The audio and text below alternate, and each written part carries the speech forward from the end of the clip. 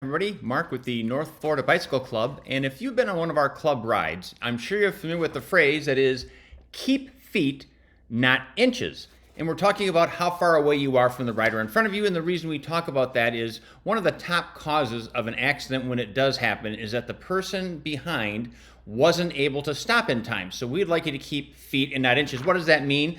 So feet means wheel to wheel.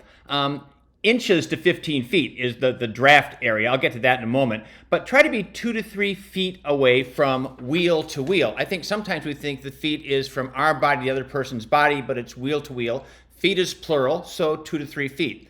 I also made the comment in here, inches to 15 feet. The reason that people like to get close to the bike in front of them is to get a benefit of the draft. It makes the work easier most of the time, kind of depending upon the wind.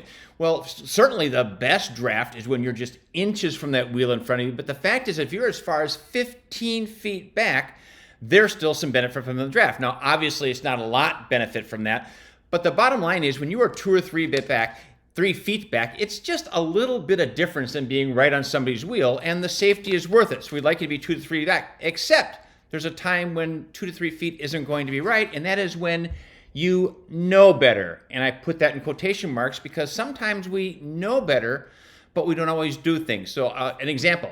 So the other day we had a rider that was in the back and they hit the person in front of them. And they said the reason that that happened was because their bike had rim brakes, not disc brakes, so they weren't able to stop quickly enough. Now I'm not trying to say anything to this person or call anybody out. That was just the situation.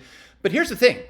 If you're thinking, I've got rim brakes and I'm not going to be able to stop quickly enough, then you know better. You know that I probably need more than 2 to 3 feet because I can't stop quickly enough. Now, maybe you can. I don't want to make a debate about rim brakes versus disc brakes. But the thing is, if there's something in your head that says, I might need more time, then be 3 to 4 feet back or 4. Get yourself back a little bit further. Other things.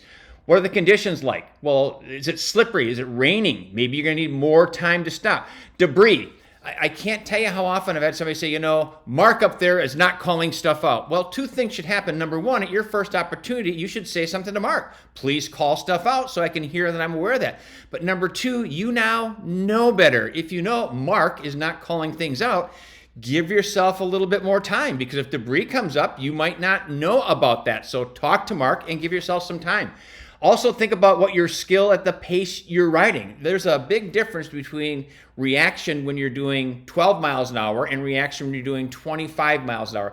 There's other things as well, but just bear in mind that we see keep feet, not inches. We're talking 2 to 3 feet with all normal circumstances. Anytime that you know better, maybe give yourself a little bit more time.